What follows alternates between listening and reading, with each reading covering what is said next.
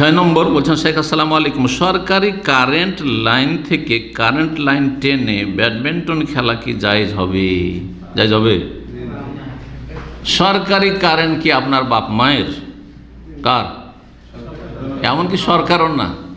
দেশের কত কোটি এখন হয়েছে? 115 কোটি ছিল, 18 কোটি না 20 কোটি? হ্যাঁ, 20 কোটি আনুমানিক ধরেন। 20 কোটি মানুষ সবার। কার কাছ থেকে অনুমতি নেবেন আপনি? সরকারের কাছে আমানত। সরকার যদি স্বেচ্ছাচারিতা করে যে আমি যেহেতু সরকার, রাষ্ট্রপতি, প্রধানমন্ত্রী, আমার বিল টিল লাগবে না, খেয়ানত এটা। জনগণ গরিব বিল দিবে, আপনি কেন বিল দিবেন না? আপনি কেন বিল দেবেন? আপনাকেও বিল দিতে হবে।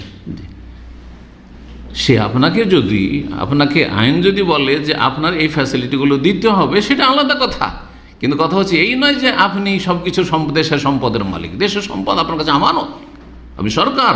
জি, আল্লাহ যেন বুঝার সবাইকে তৌফিক দান করেন। সুতরাং ব্যাডমিন্টন খেলবেন, আর সরকারে অথবা বাড়িতে বিবাহ শাদী আছে, আর কিছু আছে, মসজিদ, এমনকি মসজিদে নামাজ পড়ার জন্য চুরি করা কারেন্ট দিয়ে আপনি মসজিদের লাইট জ্বালাবেন, জায়েজ না জায়েজ?